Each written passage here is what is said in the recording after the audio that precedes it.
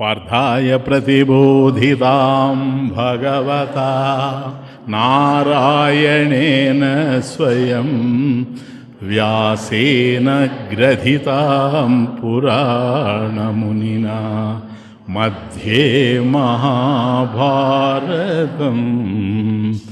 అద్వైతామృతవర్షిణీం భగవతీం అష్టాదశాధ్యాయినీం అంబ త్వామనుసందధామి భగవద్గీతే భవద్వేషిణీం నమోऽस्तु తే వ్యాసవిశాలబుద్ధే పుల్లారవిందాయతపత్రనేత్ర येन त्वया भारततैलपूर्णः प्रज्वालितो ज्ञानमयः प्रदीपः प्रपन्नपारिजाताय स्तोत्रवेत्रैकपाणये ज्ञानमुद्राय कृष्णाय गीतामृतदुहे नमः। हरिः ओम्।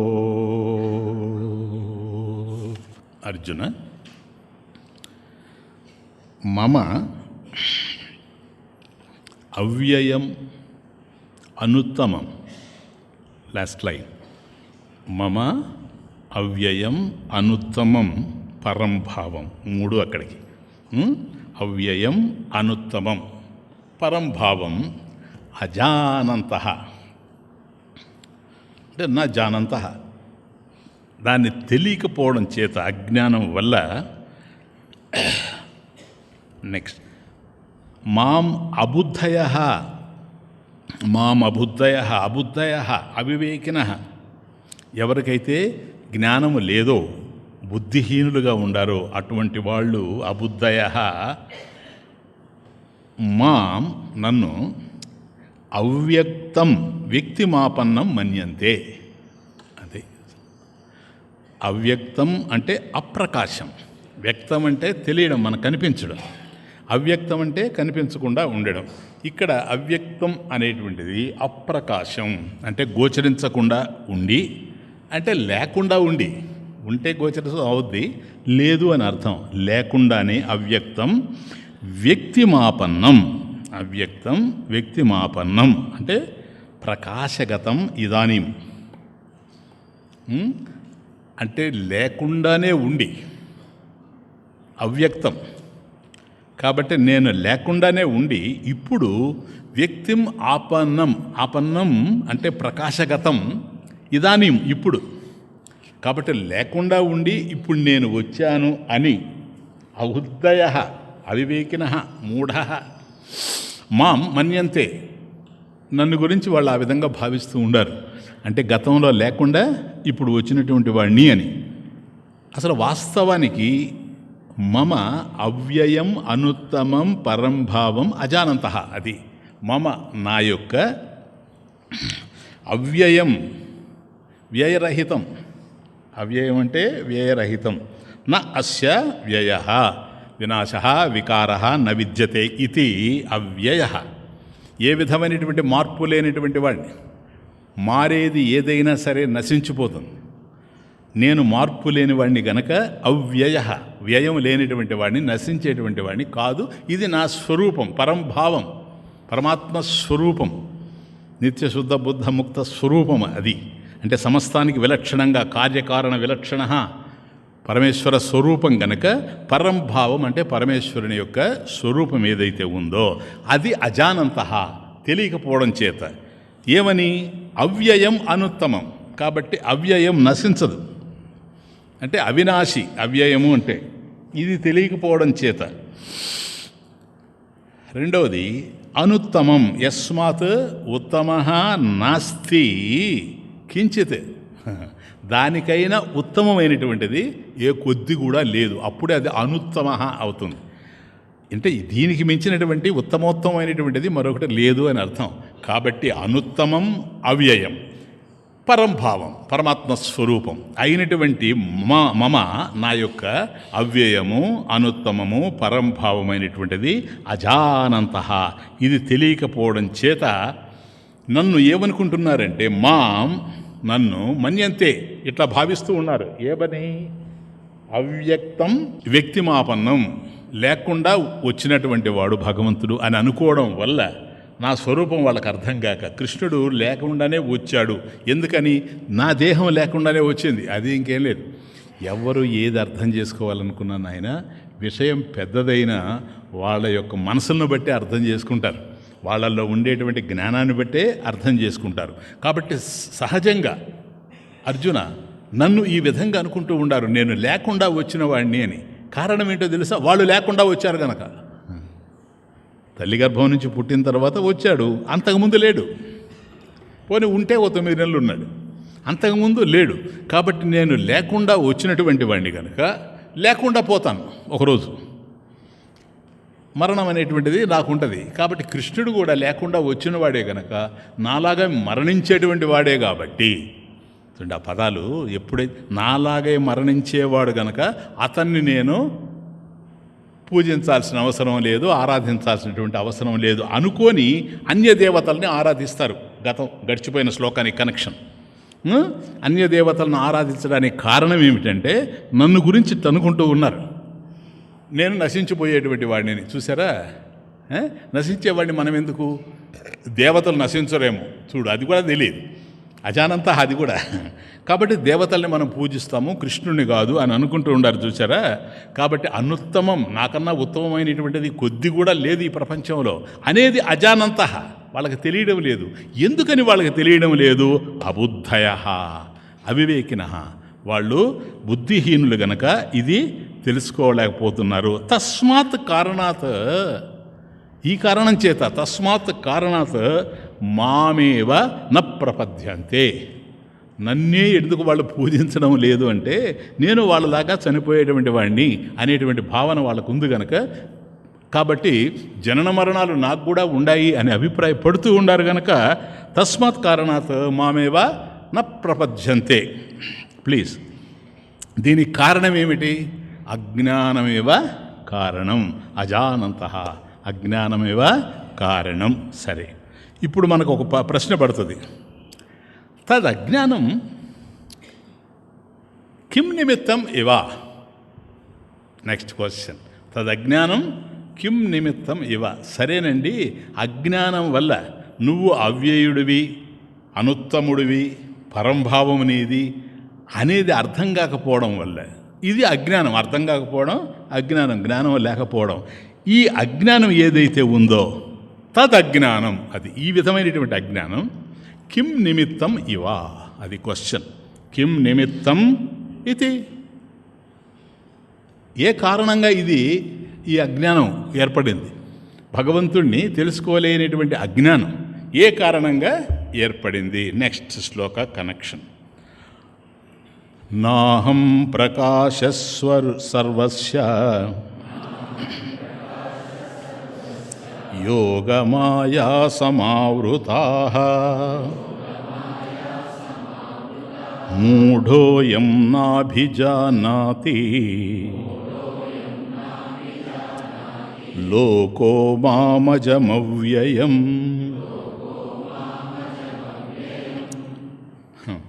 కాబట్టి నేను నశించేటువంటి వాడిని కాదు, బాగా గుర్తుపెట్టుకోండి ఆ పదాలు. అవ్యయ, నాకన్నా ఉత్తమమైనటువంటి వాడు ఈ ప్రపంచంలో లేడు. నా భావం ఏదైతే ఉందో అది పరమాత్మ స్వరూపము అనేటువంటి తెలియకపోవడం చేతనే నేను లేకుండా వచ్చినటువంటి వాడిని అని అభిప్రాయపడి అవివేకులు నన్ను ప్రార్థించడం లేదు అన్నాడు. బాగుంది. ఇప్పుడు ఈ అజ్ఞానానికి నిమిత్తం ఏమిటి, కారణం ఏమిటి అనేదాన్ని చూస్తున్నా. తమాషా శ్లోకం. నాహం ప్రకాశ సర్వస్య యోగమాయా సమావృతాః మూఢోయం నాభిజానాతి లోకో మాం అజం అవ్యయం. మూఢోయం లోకో మాం అంటే లోకో అనే చోట లోకః, మూఢః అయం, మూఢః అయం, మూఢోయం లోకః అయం మూఢః లోకః అంటే ఈ బుద్ధిహీనమైనటువంటి ఈ లోకం మాం నన్ను అజం పుట్టుకలేని వాణ్ణిగా, అవ్యయం నశించినటువంటి వాణ్ణిగా ప్లీజ్ నా అభిజానాతి తెలుసుకోవడం లేదు. అది రెండు నెగటివ్స్. జానాతి అంటే తెలుసుకోవడం, అభిజానాతి అంటే చక్కగా తెలుసుకోవడం. నా అభిజానాతి, నా అభిజానాతి చక్కగా తెలియకపోవడం. అది పరమేశ్వరుడు అవ్యయం అజం. అజం అంటే పుట్టుకలేనివాడు, అవ్యయం అంటే నశించినటువంటి వాడు అనేటువంటిది నాభిజానాతి, నా అభిజానాతి ఇది చక్కగా తెలియకపోవడం చేత అయం మూఢః లోకః ఈ బుద్ధిహీనమైనటువంటి ప్రపంచం ఏదైతే ఉందో మాం నన్ను అజం అవ్యయం ఈ రెండు కూడా నాభిజానాతి తెలియకపోవడం చేత నాహం ప్రకాశః సర్వస్య యోగమాయా సమావృతాః. అయా ఎందుకు తెలుసుకోలేకపోతున్నారు? అందుకని బ్యాక్ నుంచి వచ్చాను. నాభిజానాతి అన్నాడు కాదు, నన్ను తెలుసుకోలేకపోతున్నారు అజమని అవ్యయమని. ఎందుకని తెలుసుకోలేకపోతున్నారు అని అంటే యోగమాయా సమావృతాః. అది యోగమాయా సమావృతాః. యోగ అంటే యోగమాయ రెండు పదాలు అవి. యోగ గుణానాం యుక్తి, గుణానాం యుక్తి అంటే ఘటనం కలయిక. యుక్తి అంటే కలయిక, ఘటనం అంటే కలయిక. కాబట్టి యోగ అంటే గుణానాం యుక్తి ఘటనం, గుణాల యొక్క కలయిక.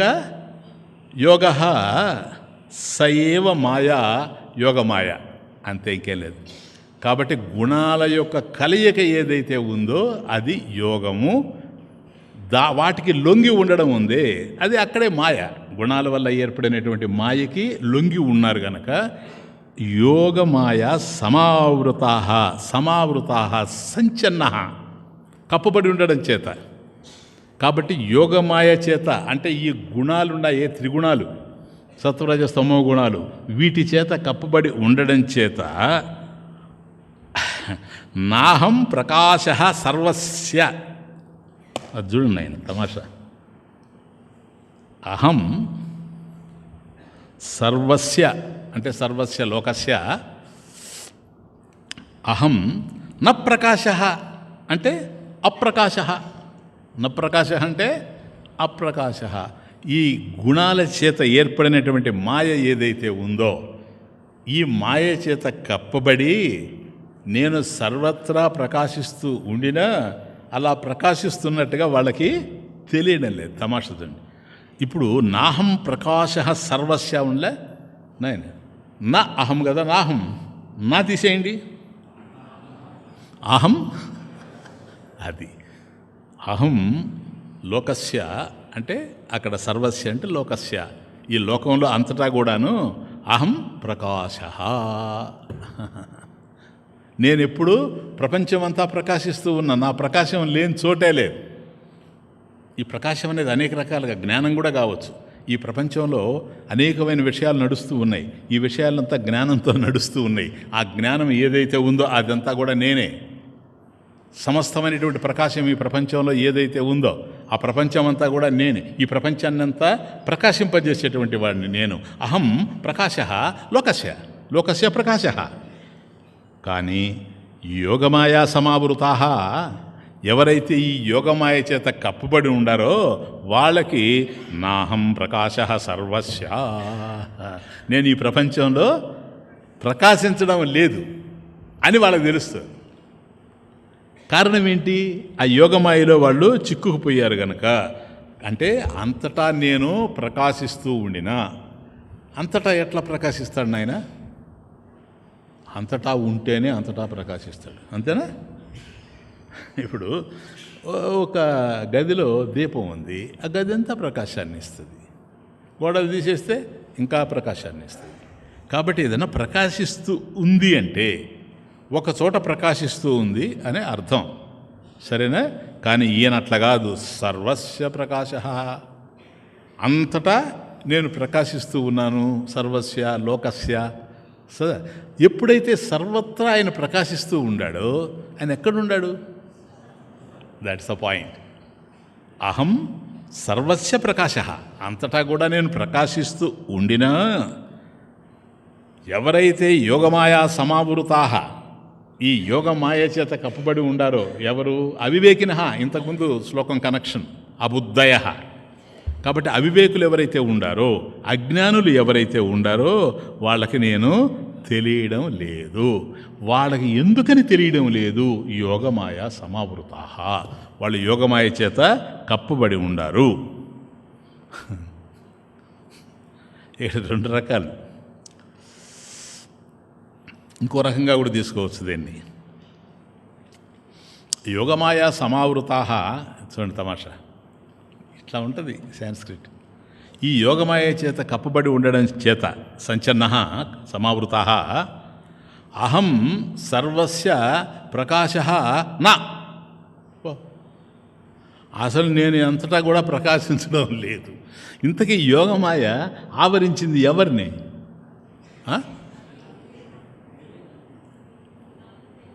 నన్ను కూడా. అదే పాయింట్. నేను ప్రకాశించడం లేదు ఒక పాయింట్. నేను ప్రకాశించడం లేదంటే ప్రకాశం లేనప్పుడు యోగమాయ ఆవరించిందని అర్థం కదా. పరమేశ్వరుని యోగమాయ ఆవరించేటువంటి అవకాశం ఉందా? యోగమాయ అంటే ఏంటి అని అర్థం చేసుకున్నాం. యోగం గుణానాం యుక్తి ఘటనం, కలిస్తేనే. కాబట్టి గుణాలు కలిస్తే ఈ గుణాల వల్ల మనస్సు అఛందనమై మాయ చేత కప్పబడింది, పరమేశ్వరుని తెలుసుకోలేకపోతుంది. అయ్యా, మాయ చేత కప్పబడి నేను ప్రకాశించలేకపోతున్నాను అంతటా, ఇది కూడా అర్థమే. అంటే పరమేశ్వరుని మాయ కప్పుతుందా ఈజ్ ద క్వశ్చన్. అంటే ఆకాశంలో ఉండేటువంటి సూర్యుడిని, భాస్కరుణ్ణి మేఘం కప్పుతుందా? అది అర్థం. మేఘం కప్పుతుందా? కానీ సూర్యుడు కనపడడం లేదు. సూర్యుడు కనపడడం లేదంటే మేఘం కప్పింది. కాబట్టి సూర్యుడు నాహం ప్రకాశ సర్వస్య, అట్లాగే ఈయన కూడాను నాహం ప్రకాశ సర్వస్య లోకస్య. ఎందుకని? యోగమాయ సమావృతా, యోగమాయ చేత కప్పబడి ఉండడం చేత నేను అంతటా కూడా ప్రకాశించడం లేదు. కానీ పరమేశ్వరుణ్ణి యోగమాయ కప్పుతుందా అనేటువంటి ప్రశ్న పడ్డప్పుడు పరమేశ్వరుని కాదు యోగమాయ కప్పేది, చూసేవాడి దృష్టిని. చూసేవాడి దృష్టిని. మేఘం ఎంతది చెప్పండి? మేఘం ఎంతది? సూర్యుడు ఎంత? సర్కంఫరెన్స్ ఎంత? కాబట్టి ఇంత చిన్న మేఘం అంత పెద్ద సూర్యుడిని ఎట్లా కప్పుతుంది? కప్పింది. ఎందుకు కప్పుతుందంటే నా కంటికన్నా కూడా మేఘం పెద్దది కావడం చేత. కాబట్టి నా దృష్టిని నివారించగలిగిందే కానీ లేదు. సూర్యుడు కనపడడం లేదు అనడానికి కూడాను సూర్యుని యొక్క వెలుగే కారణం. అయ్యా, సూర్యుడు నీకెందుకు కనపడడం లేదు? మేఘం వల్ల కనపడడం లేదు. మేఘం కనపడుతూ ఉందా? మేఘం కనపడుతూ ఉంది. దేర్ఫోర్ సూర్యుడు ఉన్నాడు. ఎందుకని? అసలు సూర్యుడు లేకపోతే మేఘమే కనపడదు కదా. కాబట్టి చూసేవాడి యొక్క దృష్టిని నివారించడం జరిగింది కానీ అంతటే కాదు. కాబట్టి అంతటా ఉన్న పరమాత్మ ఎందుకు తెలియడు? ఇది ప్రశ్న. ఆయన అంటున్నాడు కదా, అహం ప్రకాశ సర్వస్య. కానీ మనకు తెలియడం లేదు. నాహం ప్రకాశ సర్వస్య యోగమాయ సమావృతా. కాబట్టి పరమేశ్వరుడు లేక కాదు, మనకు తెలియకపోవడానికి కారణం పరమేశ్వరుడు లేక కాదు, పరమేశ్వరుడు అర్థం కాక. పాయింట్ ఏంటంటే పరమేశ్వరుడు లేక కాదు, పరమేశ్వరుడు అర్థం కాక. అయితే ఎవరికి అర్థమవుతాడండి? జ్ఞానులుగా మాత్రమే అర్థమవుతాడు. మద్భక్తానాం ప్రకాశ అహం. మద్భక్తానాం అహం ప్రకాశ. కాబట్టి నా భక్తులు నన్ను గురించి తెలుసుకున్న వాళ్ళు ఎవరైతే ఉండారో వాళ్ళకి నేను చక్కగా ఉన్నట్లు తెలుస్తూ ఉంది. కాబట్టి గుడ్డివాడు ఏ విధంగా అయితే ప్రపంచాన్ని చూడలేడో, గుడ్డివాడు ప్రపంచంలో ఏది ఉండినా చూడలేడు. ఏది ఉండినా చూడలేకపోవడానికి కారణం ఏంటంటే వాడికి దృష్టి లేకపోవడమే, కళ్ళు లేకపోవడమే. కళ్ళు లేకపోవడం చేత ఎట్లాగైతే చూడలేకపోతున్నాడో లోకాన్ని, అట్లాగే మూఢ అయం లోక. కాబట్టి అయం మూఢ లోక, ఈ మూర్ఖమైనటువంటి లోకం ఏదైతే ఉందో నాభిజానాతి, నన్ను తెలుసుకోలేక పోతూ ఉంది. కాబట్టి కళ్ళున్న వాళ్ళు ఎట్లాగైతే చక్కగా చూస్తారో, కళ్ళు లేనివాడు ఎట్లాగైతే చక్కగా చూడలేడో, జ్ఞానం ఉన్నవాళ్ళు భగవంతుడిని చక్కగా వీక్షిస్తారు. జ్ఞానం లేనిటువంటి వాళ్ళు వీక్షించేటువంటి అవకాశమే లేదు. కాబట్టి మన బుద్ధిలో పరమేశ్వరు బుద్ధే కదా, బుద్ధిగ్రాహ్యం జనార్దన. పరమేశ్వరుని బుద్ధితోనే తెలుసుకోవాలి. బుద్ధిలో గుణాలు నిలిచిపోయినాయి, త్రిగుణాలు నిలిచిపోయినాయి. కాబట్టి సత్వరజ స్తమో గుణాలు చేరిపోయి ఉన్నాయి. కాబట్టి ఈ గుణాలను దాటి గుణాతీత స్థితికి చేరుకోవాలి. అప్పుడే అర్థమవుతుంది. ఎవడైతే గుణాల్లో ఉంటాడో వాడు యోగమాయ సమావృతాహ, అది ఇంకేలేదు. యోగమాయ సమావృతాహ. కాబట్టి యోగమాయ చేత కప్పబడినటువంటి వాడు. అట్లా కాకుండా ఉండాలి అంటే ఈ 3 గుణాలని దాటాలి. 3 గుణాలని దాటితే అది ఏ స్థితి? గుణాతీత స్థితే. గుణాల్ని అతిక్రమించినటువంటి స్థితి అది గుణాతీత స్థితి. సరేనా? ఈ గుణాతీత స్థితిలో ఎవరైతే ఉంటారో వాళ్ళు జ్ఞానులు. కాబట్టి ఇప్పుడు 3 కనపడతారు మనకు, సత్వ రజ స్తమో గుణాలు. ఇవి ఎక్కడి నుంచి వచ్చాయి? మాయ నుంచే పుట్టాయి. యోగమాయ సమావృతాహ. కాబట్టి మాయ అనేటువంటిది తల్లి. ఆ మాయ అనేటువంటి తల్లికి 3 బిడ్డలు, సత్వరజస్తమో గుణాలు.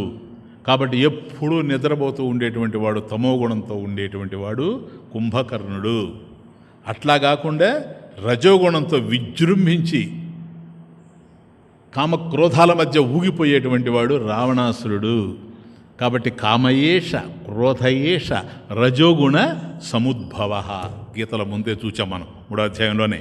కాబట్టి రజోగుణం ఇది, ఏది? రావణాసురుడిది. కుంభకర్ణుడిది తమోగుణం. ఇక సత్వగుణానికి వచ్చాడనుకోండి విభీషణుడు అంటే భగవంతుడి మీద భక్తి కలిగింది. భక్తి కలిగిన తర్వాత ఆ రజోగుణాన్ని తమోగుణాన్ని విడిచిపెట్టి కేవలం సత్వంగా ఉంటాడు. ఎందుకంటే సత్వగుణం వస్తే కానీ, బాగా అర్థం చేసుకోండి, పరమేశ్వరుడి మీదకి మనసు మళ్ళీ అవకాశం లేనే లేదు. కాబట్టి సత్వగుణ ప్రధానంగా ఉండేటువంటి వాళ్ళే పరమేశ్వరుని ఆరాధించగలుగుతారు. కాబట్టి ఆ కుంభకర్ణుడిని, రావణాసురుడిని అంటే రజో తమో గుణాల్ని విడిచిపెట్టి సత్వగుణ ప్రధానమయ్యాడు గనక అప్పుడు రాముణ్ణి ఆశ్రయించాడు. రాముణ్ణి ఆశ్రయించాడు అని అంటే రాముడికి భక్తుడయ్యాడు. రాముడికి భక్తుడయ్యాడు అంటే రాముడు ఈయనకు భగవంతుడయ్యాడు. రాముడు ఈయనకు భగవంతుడయ్యిన భక్తుడైతే రాముడిని ఇప్పుడు పూజిస్తాడు, ఆరాధిస్తాడు. మా ప్రపంచంతే, అదిగో కనెక్షన్ కదా. ఈయనకు కూడా కంప్లీట్గా తెలిసినట్టు లేదు భగవంతుడు. ఎందుకో తెలుసా? కాబట్టి భగవంతుడు నాకు కావాలని ఎప్పుడైతే ప్రయత్నం చేస్తూ ఉన్నాడో, భగవంతుడు ఎక్కడున్నాడని? పరోక్షంగా ఉన్నాడని. భగవంతుడు పరోక్షంగా ఉన్నాడు. నాకన్నా అన్యంగా భగవంతుడు ఉన్నాడు కనుక ఈ దశలో వాళ్ళిద్దరికన్నా బెటర్ పర్సన్, అది వేరే విషయం, భక్తుడు. కానీ భగవంతుడిని ప్రార్థిస్తాడు, నువ్వు నన్ను ఉద్ధరించాలి. ఎక్కడున్నాడయ్యా భగవంతుడు? వైకుంఠంలో ఉన్నాడు. ఫినిష్. ఎందుకని? నీకన్నా అన్యంగా భగవంతుడు మరొక చోట ఉండాడని అనుకుంటావు. కానీ ఆయన చెప్పేది అది కాదు. మరొక చోట ఉంటే ఆ ప్రదేశాన్ని ప్రకాశింపజేయగలడే కానీ అంతా ప్రకాశింపజేసే అవకాశం లేదు. అప్పుడు నాహం ప్రకాశ సర్వస్య యోగమాయ సమావృతాహ. కాబట్టి ఈయన కూడా యోగమాయలో చిక్కుకున్నోడు అవుతాడు. క్లియర్నా? కనుక పరోక్షంగా పరమేశ్వరుడు ఉండాడని కాదు, ఆత్మయే పరమేశ్వరుడు. కాబట్టి సత్వగుణ ప్రధానంగా ఉన్నాడు మన విభీషణుడు. కానీ ఈ మూడిటి నుంచి విడిపడితే జ్ఞానం. మూడు గుణంబులలో నీవు ముక్తుడగా రాదా, మూడు గుణంబులలో నీవు ముక్తుడగా రాదా.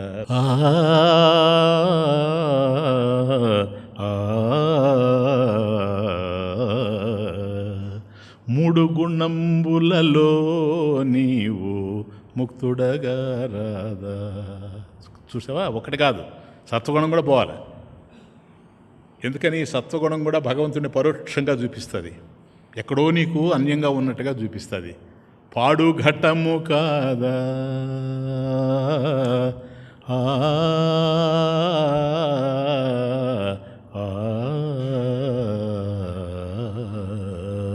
పాడు ఘటము గాదా రేపిది మృత్యురూపమౌదా, పాడు ఘటము కాదా రేపిది మృత్యురూపమౌదా.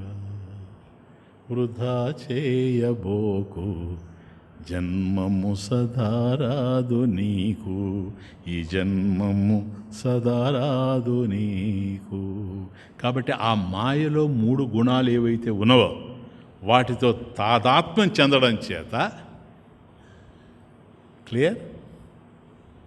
యోగమాయా సమావృతా, యోగం ఏది, ఆ గుణాల యొక్క కూడిక కలయిక ఏదైతే ఉందో వాటి చేత ప్రేరేపింపబడి అంతటా ప్రకాశిస్తూ పరమేశ్వరుడు ఉన్న గుణాల స్థాయిలో నువ్వు చూస్తున్నావు గనక పరమేశ్వరుని గురించి తెలుసుకోలేకపోతున్నావు, అంతకన్నా ఇంకేం లేదు. కాబట్టి దేహాదీన్ ఆత్మత్వేన అభిమన్యతే, దేహాదీన్ ఆత్మత్వేన అభిమన్యతే. దేహాదీన్ ఈ దేహము, ఇంద్రియాలు, మనస్సు, గుణాలు ఇవైతే ఉన్నాయో, అందుకని ఆదీన్, దేహాదీన్, దేహం ఒక్కటే కాదు, దేహాదీన్ బాడీ ఎట్సెట్రా, ఆ ఎట్సెట్రాలో ఇవన్నీ వస్తాయి. కాబట్టి దేహాదీన్, దేహము, ఇంద్రియాలు, మనసు, బుద్ధి, ఈవెన్ త్రిగుణాలు ఇవన్నీ కూడాను ఆత్మత్వేన, వీటిని ఆత్మగా అభిమన్యతే. కాబట్టి ఒక భావన వచ్చేస్తుంది మనకు, ఇవన్నీ కూడా ఆత్మ, నేనే, నేనే దేహము, నేనే ఇంద్రియాలు, నేనే మనసు, నేనే బుద్ధి, నేనే త్రిగుణాలు అనేటువంటి భావన మనకు వచ్చేసింది, అభిమన్యతే. కాబట్టి సహ అభిమాన, ఆ అభిమానం ఏదైతే ఉందో ఆత్మన బంధ, తత్ అభిమాన ఆత్మన బంధ. ఈ అభిమానమే ఆత్మకి బంధం, మనకు బంధం అంతా ఇదే. కాబట్టి తత్ నివృత్తి మోక్ష. కాబట్టి ఈ అభిమానాన్ని పోగొట్టుకోవడమే దేహాభిమానం, ఇంద్రియాభిమానం, ఇవన్నీ కూడా బుద్ధికి సంబంధించి నేను బుద్ధిని, నేను గుణాలని అని అనుకోవడం ఏదైతే ఉందో దేహాదీన్ ఆత్మత్వేన అభిమన్యతే. కాబట్టి ఈ దేహం మొదలైనవి ఏవైతే ఉన్నవో ఇవన్నీ కూడా ఆత్మని మనం అభిప్రాయపడుతూ ఉన్నాము. సహ అభిమాన ఆత్మన బంధ, ఈ అభిమానం ఏదైతే ఉందో ఇదే మనకు బంధము. తత్ నివృత్తి మోక్ష, దీని నుంచి విడిపడమే మోక్షం. కాబట్టి యోగమాయా సమావృతా, చూసారా, నాహం ప్రకాశ సర్వస్య. అదే గనక ఈ యోగమాయా సమావృత అన్నాడు కదా, దాని నుంచి గనక విడిపడగలిగితే నివృత్తి ఏదైతే ఉందో తత్ నివృత్తి మోక్ష. ఏమని, అహం ప్రకాశ సర్వస్య, అంతటా కూడా నేను ప్రకాశిస్తూనే ఉన్నాను. కాబట్టి దీన్ని రెండు రకాలుగా చూసాం మనం. లోక యోగమాయా సమావృత. ఫస్ట్ పాయింట్, ఈ లోకము యోగమాయ చేత కప్పబడి ఉంది. అహం యోగమాయా సమావృత, నేను కూడాను యోగమాయ చేత కప్పబడి ఉన్నాను. ఎందువల్ల? మనం మాయలో ఉన్నాం, పరమేశ్వరుడు మాయావి. ఏంటి? మాయావి. కాబట్టి ఆయన కూడా కప్పబడి ఉన్నాడు. మనం అజ్ఞానంతో కప్పబడి ఉన్నాము, ఆయన మాయను తన అధీనంలో ఉంచుకొని ఉన్నాడు. That's the point. మాయను అధీనంలో ఉంచుకున్నాడు కనుక మాయావి. కాబట్టి ఇక్కడ ఉదాహరణకి ఒక బురకా స్త్రీ ఉంటుంది అనుకోండి, ఆవిడ కప్పుకొని ఉంటుంది. ఆవిడ ఎవరో ఎవరికి ఇది అర్థం కాదు. అందువల్ల మగాళ్ళు కూడా కప్పుకొని పోతుంటారు ఒక్కో చోట. కానీ ఆవిడికి మాత్రం అందరూ తెలుస్తూ ఉంటారు. కాబట్టి యోగమాయ గనక పరమేశ్వరుడు ఉంటే అట్ట తీసుకున్నా కూడా కదా, ఆయన దాన్ని లోబర్చుకొని ఉన్నాడు గనక తను ఎవరికి అర్థం కాడు, కానీ తనకు అందరూ అర్థం అవుతారు. That's the point. ఇట్లా రెండు రకాలుగా దీన్ని చూసేటువంటి అవకాశం ఉంది. కాబట్టి ఏదైనా సరే ఒక్కటే గుర్తుపెట్టు, భగవంతుడు తప్ప ఏది ఉన్నా దాన్ని గనక మనం విచారిస్తే అది లేనిదే అవుతుంది. ఇప్పుడు కుండ ఉంది ఘటహాస్తి, అది ఏంటని ఆలోచించామనుకోండి పోతుంది. ఎక్కడికి పోద్ది? మృత్తికైతేవ సత్యం ఇంకా పోద్ది. ఏంటి ఆ మృత్తిక? ఏంటంటే అణువులు. ఇంకా అలా అలా అలా పోయి శక్తి, ఎనర్జీ అక్కడి నుంచి చైతన్యానికి వెళ్ళిపోద్ది. కాబట్టి ఏది ఉన్నా ఈ ప్రపంచంలో విచిత్రం ఏంటంటే, ఒక నగ ఉంది అంటాం, ఆ నగ ఏంటని ఆలోచన చేశామనుకోండి, 91.6 అయినా ఇప్పుడు బాగా అర్థమైనట్టుంది. కాబట్టి ఆ నగ ఏమిటి అని కనుక మనం ఆలోచన చేస్తే అది బంగారం అని తెలుస్తుంది, మెటల్. మళ్ళీ దాన్ని ఆలోచన చేసామనుకోండి అణువులకు పోద్ది. ఏదైనంత ఈ ప్రపంచంలో ఒకటి ఉంది అంటే అది ఏమిటని కనుక మనం ఆలోచన చేశాము అంటే మాత్రం లేనిదే అవుతుంది. ఇప్పుడు కాలం ఉందే, కాలం ఏంటి అన్నామనుకోండి అసలు అర్థమే కాదు. ఇది యోగమాయ సమావృతాహ. కాలం ఏమిటని కనుక ప్రశ్నించామంటే వాట్ ఈజ్ టైమ్ అని, there is no time at all. అసలు కాలమే లేదు. డిస్కస్ చేస్తాం, ఇట్లా వస్తుంది. నైన్. కాబట్టి లోకం మాయ చేత కప్పబడింది లేదనేది వేరే విషయం, చైతన్యం కప్పబడింది అనేది ప్రశ్న. పరమేశ్వరుడు చైతన్యమే కనుక చైతన్యం కప్పబడలేదు. కాబట్టి నీకెందుకు తెలియలేదు? నీలో చైతన్యం ఉంది. చైతన్యం కనుక కప్పబడితే నీకు అర్థం కాదు. చైతన్యాన్ని మాయ కప్పే అవకాశం ఉందా? లేదు. మరి దేన్ని కప్పింది మాయ? మనస్సును కప్పింది. దేన్ని కప్పింది? మనసును కప్పింది. త్రిగుణాలు ఎక్కడున్నాయి? మనసులోనే ఉన్నాయి. అది పాయింట్. యోగమాయ సమావృత అంటే అది. కాబట్టి మాయ అనేది ఎక్కడో లేదు, మనసులోనే ఉంది. అందుచేత హే అర్జున, ఈ కారణం చేత జ్ఞాత తెలుసుకునేటువంటి వాడు నన్ను గ్రహించడం లేదు. కారణం ఇది. జానాతి అభిజానాతి నాభిజానాతి. వాడు నన్ను తెలుసుకోలేకపోవడానికి కారణం ఇది. కారణం వాడి మాయ అనేటువంటిది వాడి మనసులో ఉంది. కాబట్టి పరమేశ్వరుడు ఎక్కడో ఉండాడని గ్రహిస్తాడు. వాస్తవానికి అది కాదు. వాడికి కావాల్సింది ఏమిటంటే పరమాత్మను తెలియడము అంటే ఒకటే, నిన్ను నీకు తెలిసిన రోజే పరమాత్మ నీకు తెలుస్తాడు. That's the point. అద్వైతంలో అద్భుతమైన విషయం ఇదే. మనం ఎక్కడ తిరిగినా అక్కడికే వస్తాం. నీకు తెలియనంత కాలం పరమేశ్వరుడు తెలిసేటువంటి అవకాశం లేదు. ఎందుకని? నీలో ఏ చైతన్యం అయితే ఉందో ఆ చైతన్యం పరమేశ్వరుడే. అదే ప్రత్యేగాత్మ స్వరూపంగా ఉంది. అయమాత్మ బ్రహ్మ. ఫినిష్. కాబట్టి ఇది తెలిసిపోయిందంటే ఆత్మ ఏంటి? అంతటా ఉండేటువంటిదే ఆత్మ.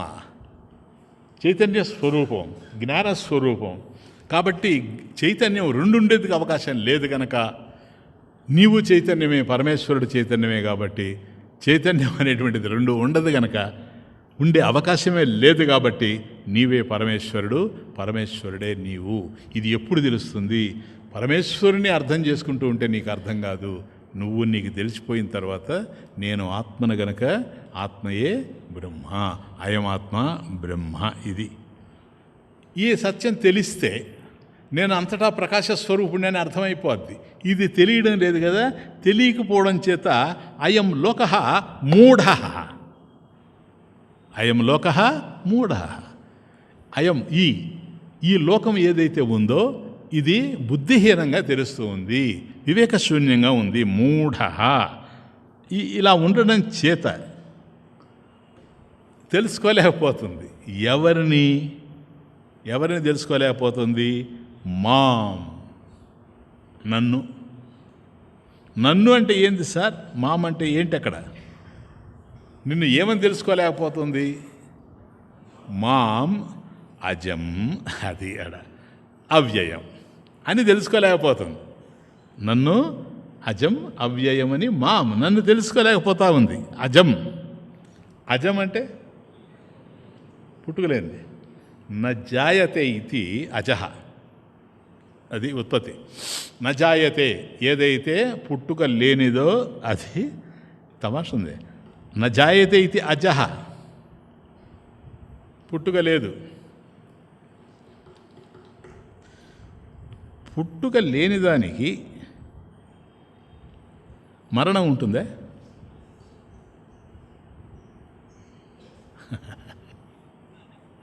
బ్యూటీ. పుట్టుక లేదు, దానికి మరణం ఉంటుందని అడుగుతున్నాను నేను. వంధ్యాపుత్ర, దీని అర్థం మీకు తెలుసు అంటే ఏంటి? బ్యారన్ ఉమెన్స్ సన్, దొడ్రాలు బిడ్డ. పుడితేనే కదా వాడు బిడ్డ ఉంటాడు. వాడు ఉన్నాడా? లేడు కదా. కానీ వాడు మరణిస్తాడు ఎప్పుడు? వంధ్యాపుత్రుడని తెలిస్తే, జ్ఞానం కలిగితే, అంతే కదా. వాస్తవానికి లేడు, లేనివాడే ఉన్నట్టు తెలిసాడు. అట్లాగే ఇక్కడ కూడాను పుట్టుక లేనివి ఏవైతే ఉంటాయో అవి కూడా చస్తాయని దీన్ని బట్టి చెప్పచ్చు. వంధ్యాపుత్రుడు పుట్టలేదు, పుట్టకపోయినా కూడా గిట్టాడు అంటే విషయం కనుక మనకు అర్థమైందంటే, వంధ్యాపుత్ర పదం ఉంది లేదా? కానీ అది లేనిది ఎప్పుడు అవుతుందంటే అది ఉన్నది కాదని తెలిసినప్పుడు. క్లియర్? కాబట్టి పుట్టుక లేకపోయినా చావడం అంటూ ఉంది.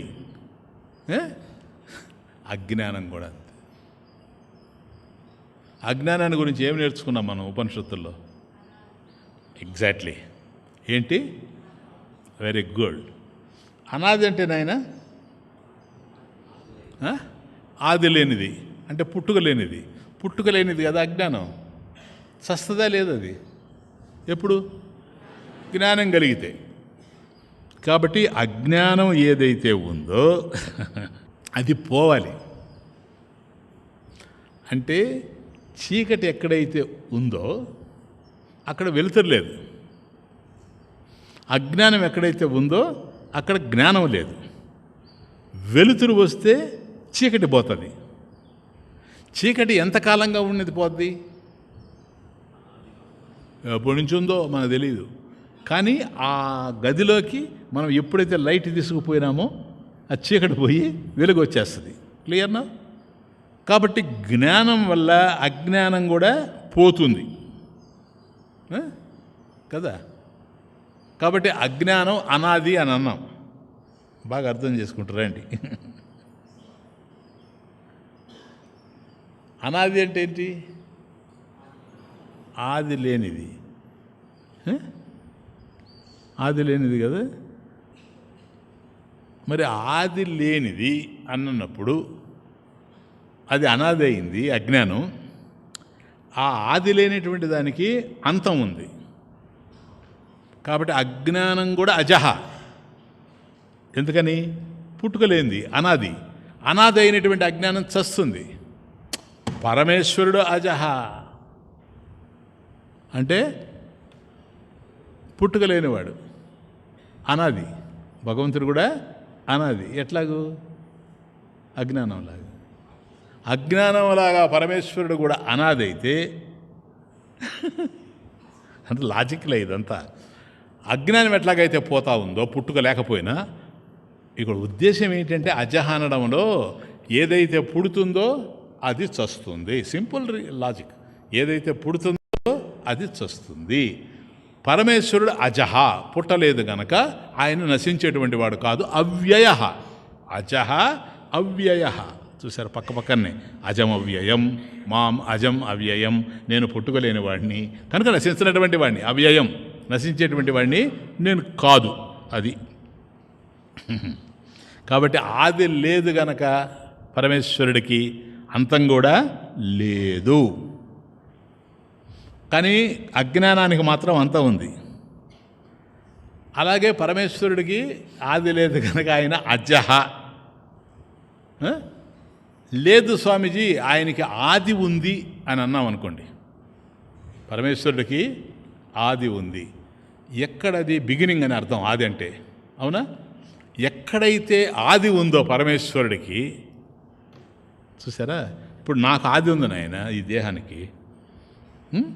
ఇది దీనికి ఆది ఉంది అని చెప్పేవాళ్ళు ఉన్నారు. అట్లీస్ట్ మా పేరెంట్స్ ఉన్నారు కదా, ఈయన 1947 December 25th పుట్టాడని. కాబట్టి నాకు ఆది ఉంది అని చెప్పేటువంటి వాడు ఉండాడు. కాబట్టి దానికి ఆది ఉంది అంటే అలా ఆది ఉందని తెలిసిన వాడు ఎవడో ఉండాలి, వాడు చెబితేనే మనకు అర్థం కావాలి. కాబట్టి పరమేశ్వరుడికి ఆది ఉంది అంటే అక్కడ ఎవరో ఉండి, ఎక్కడ ఆదిలో ఎవరో ఉండి ఇది చెప్పు ఉండాలి. Yes, okay. కానీ ఆ ఆదిలో, పరమాత్మ యొక్క ఆదిలో ఉండేటువంటిది ఏదో అది జడమా చైతన్యమా? జడం చెప్తుందా చైతన్యం చెప్తుందా? ఇప్పుడు చైతన్యం ఉంది, అంతేనా? పరమేశ్వరుడు పుట్టితే చైతన్యం అంతకుముందు ఉంది, అది చెప్తూ ఉంది కదా. ఏమని చెప్తా ఉంది? చైతన్యం ఏమని చెప్తుందంటే నేను లేను అని చెప్తుంది. ఆహా, ఎంత అద్భుతంగా ఉంది. కాబట్టి చైతన్యమే ఎప్పుడైతే ఉందో, అది చైతన్యం అని డిసైడ్ అయిన తర్వాత, అదే ఆత్మ అని తెలిసిన తర్వాత తాను ఉండి తాను లేని స్థితిని ఎట్లా చెప్తుంది అని. అయ్యా ఇంతవరకు లేదు, ఇప్పుడు కలిగిందని చెప్తేనే కదా అది. ఎట్లుంది? కావాలంటే ఇట్లాగే భగవద్గీత అంతా చెప్తా.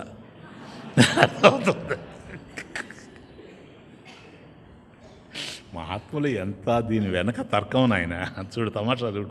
కాబట్టి అది చైతన్యం అయి ఉన్నప్పుడు దీన్ని గుర్తించేది ముందే ఉంది కదా, ముందే ఉండేటప్పుడు దీనికి పుట్టుకేంది. కాబట్టి అజహ నజాయతే ఇది అజహ. ఇంకోటి కూడా ఉంది, భక్త హృదయం అజతి. భక్త హృదయం అజతి, ఇక్కడ గమనం. అజతి అంటే గచ్చతి అని అర్థం. గమనం అంటే భక్తుల యొక్క హృదయాల్లోకి పోతాడు పరమేశ్వరుడు. సర్వస్య చాహం హృది సన్నివిష్టః మత్తస్మృతి జ్ఞానమపోహనంచ. గీత 15వ అధ్యాయం. కాబట్టి మన హృదయాల్లో పరమేశ్వరుడు ఉన్నాడు, చూచారా? సర్వస్య చ అహం హృది సన్నివిష్టః, అందరి యొక్క హృదయాల్లో నేనే ఉన్నాను. అలా పరమేశ్వరుడు ఉండడం అనేటువంటిది ఏదో ఇది కూడా. ఎందుకంటే అజతి గచ్చతి, గమనం. మన హృదయాల్లోకి మన ప్రార్థనలు విని పరమేశ్వరుడు ప్రవేశిస్తున్నాడు అని అర్థం. కాబట్టి అటువంటి నన్ను ఎట్లా? అజం, నెక్స్ట్ అవ్యయం. నవ్యేతి ఇది అవ్యయ, నవ్యేతి ఇది అవ్యయ. అంటే నవ్యేతి న అస్య వ్యయ, దాని యొక్క నశింపు తెలియంది. వినాశో వికారో నవిద్యతే ఇది అవ్యయ, అది నశించేటువంటిది కాదు. అట్లాగే మార్పు చెందేది కాదు. కాబట్టి ఈ ప్రపంచంలో ఏవి ఉండినా మార్పు చెందుతూ నశించిపోతూ ఉన్నాయి. కానీ పరమేశ్వరుని యొక్క స్వరూపం అట్లా మార్పు చెందేది కాదు, అలా నశించేటువంటిది కాదు. స్థిర. కాబట్టి దేనికైతే రూపం ఉందో అది కాలంలో నశించిపోతూ ఉంది. అంటే రూపం ఉన్నది ఏదైనా సరే ఈ ప్రపంచంలో మనకు కనిపిస్తూ ఒక దశలో కనుమరుగైపోతుంది. కానీ పరమేశ్వరుడికి రూపం లేదు. అరూపం, అదృశ్యం, అగ్రాహ్యం. ఇవన్నీ మనం పరమేశ్వరుని గురించి నేర్చుకొని ఉన్నాం. కాబట్టి అంతటా ఆయనే ఉన్నాడు గనక ఫలానా రూపం అయినా ఆయన్ని చెప్పడానికి అవకాశం లేదు. కారణం, ఏ రూపం పరమేశ్వరుడు కాదు. ఇది తెలియడం జ్ఞానం, అంతే, ఇంకేం లేదు. బానుని వెలుగు రామ రామ జయ రాజారాం, రామ రామ జయ సీతారాం. బానుని వెలుగు గువ్వకు పిలుపు, తెలియని గువ్వకు అది నలుపు. బ్రహ్మమయము విశ్వము సర్వము, తెలియని వానికి భ్రమమయము. గలగల పారును నదిలో జలము, గతుకుట మానదు శునకము. రామ రామ జయ రాజా బానుని వెలుగు. ఉదయాన్నే సూర్యోదయం జరిగిందంటే అరుణోదయానికి చాలు గువ్వకు పిలుపు. దాన్ని ఎవరు పిలిచారో తెలియదు. కాబట్టి అరుణోదయం అవుతూ ఉంటే చెట్లల్లో గూళ్ళల్లో పడుకొని ఉండేటువంటి గువ్వలు ఒక్కసారి అక్కడి నుంచి కదిలి రెక్కల్ని రెపరెపలాడిస్తూ పోతూ ఉండడం మనం చూస్తూ ఉంటాం. భానుని వెలుగు గువ్వకు పిలుపు. కాబట్టి సూర్యుడు వచ్చాడు, వెలుగు వచ్చింది, నేను పోవాలి అనేది గువ్వకు తెలుసు, పక్షికి తెలుసు. తెలియని గూబకు అది నలుపు. అంత ప్రకాశం అక్కడ ఉండినా కూడాను గూబ అంటే గుడ్లగూబ ఏదైతే ఉందో దానికి అంత అంధకారమే, చీకటే తప్ప వెలుగు మాత్రం లేనే లేదు. బ్రహ్మమయము విశ్వము సర్వము. ఈ ప్రపంచమంతా కూడా బ్రహ్మమయం. విశ్వం సర్వం లోకస్య సర్వస్య ప్రకాశ అహం. అంతటా కూడా పరమేశ్వరుడే నిండిపోయి ఉన్నాడు. బ్రహ్మమయము విశ్వము సర్వము తెలియని వారికి బ్రహ్మమయము. కాబట్టి అంతగా ప్రకాశిస్తూ ఉండిన నాహం ప్రకాశ సర్వస్య యోగమాయా సమావృతా. కాబట్టి ఈ అజ్ఞానంలో కూరుకుపోయినటువంటి వాళ్ళకి తెలిసేటువంటి అవకాశం లేదు. గలగల పారును నదిలో జలము గతుకుట మానదు శునకము. చల్లగా హాయిగా పాట పాడుకుంటూ పోతూ ఉంటే నది, అంత నదిని కడుపార ఆ నీళ్లు తాగడానికి కుక్క నోచుకోదు. ఎందుకని? నీళ్లు ఎన్నెన్నా పోయినాయి, అది గంగానది అయినా సరే ఇది గతకాల్సిందే. గతకడం అంటే తెలుసు కదా, గతికిదే అతకదు, అది కాదు నేను చెప్పేది. అది పెళ్లి వ్యవహారం. కాబట్టి గతకుతుంది, అంటుంటుంది. కాబట్టి కడుపు నిండా తాగడం దానికి తెలియదు. ఎందుకని? అది అంతే. అట్లాగే అజ్ఞానం ఉండేటప్పుడు ఇది పొందేటువంటి అవకాశం లేనే లేదు. నెక్స్ట్ శ్లోహ. నన్ను అందరికీ తెలుసు, నేను ఎవరికి తెలియదు. అది అర్జున. వేదాహం సమతీతాని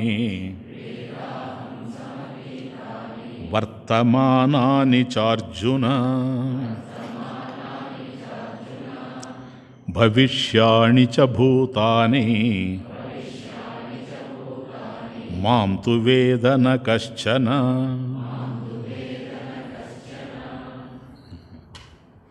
వేదాహం అహం వేద వేదాహం అహం జానే. అహం వేద అంటే అహం జానే, నాకు తెలుసు. నాకు తెలుసు. ఏం తెలుసయ్యా నీకు? సమతీతాని నంబర్ 1, వర్తమానాని నంబర్ 2, భవిష్యాణి నంబర్ 3, భూతాన్ని. క్లియర్గా ఉంది. వేదాహం అహం వేద నాకు తెలుసు, అహం జానే నాకు తెలుసు అని అర్థం. ఏం తెలుసు బాబు నీకు అని అంటే సమతీతాన్ని, భూతాన్ని కలుపుకోవాలా. సమతీతాని భూతాని, సమతిక్రాంతాని భూతాని. సమతిక్రాంతాని భూతాని అంటే సమతిక్రాంతాని అంటే గడిచిపోయినవి, జరిగిపోయినవి. సమతీతాని అంటే జరిగిపోయింది. జరిగిపోయిందంటే పాస్ట్ టెన్స్, సరేనా? జరిగిపోయింది, పాస్ట్, గతం. కాబట్టి గతంలో ఉన్నటువంటి భూతాన్ని, ప్రాణులు ఎవరైతే ఉన్నారో గతంలో, సమతీతాని భూతాని నంబర్ 1. వర్తమానాని భూతాని, ఇప్పుడుండేటువంటి వాళ్ళు. భవిష్యాణి భూతాన్ని అంటే భవిష్యత్తులో రాబోయేటువంటి వాళ్ళు. కనుక సమతీతాని భూతాని, వర్తమానాని భూతాని, భవిష్యాణి భూతాని, వేదాహం అహం వేద నాకు తెలుసు. కాబట్టి గతంలో ఎవరున్నారో వాళ్ళందరూ నాకు తెలుసు, ఇప్పుడున్న వాళ్ళందరూ నాకు తెలుసు, భవిష్యత్తులో రాబోయేటువంటి వాళ్ళు కూడా నాకు తెలుసు. మాంతు వేద న కశ్చన. అహం వేద, నాకు ఇవన్నీ తెలుసు. కానీ మాంతు, నన్నైతే కశ్చన ఎవ్వడు కూడాను వేద నా వేద, నన్ను ఎవ్వడు తెలియడు అంటే తెలుసుకోలేడు అని అర్థం. నాకు అన్నీ తెలుసు, కానీ నన్ను తెలిసినటువంటి వాడు లేనే లేడు. అందుచేత నేనే వాడికి తెలియడం లేదు గనక అహం న వేద మాంతు వేద నకశ్చన, మాం వేద నకశ్చన, ఎవడికి కూడా నేను తెలియడం లేదు గనక నా తత్వాన్ని తెలుసుకోలేకపోవడం చేత నా ప్రపద్యంతే కనెక్షన్. ఎందుకని నన్ను ఆరాధించడం లేదంటే ఇదయ్యా కారణం. మద్వేదన అభావాత్ ఏవ మాం నభజంతే. అది మద్వేదన అభావాత్ ఏవా అంటే నన్ను గురించినటువంటి జ్ఞానం వాడికి లేకపోవడం చేత మాం నన్ను నా భజంతే. నేను చెప్తున్నా అక్కడ లేదు.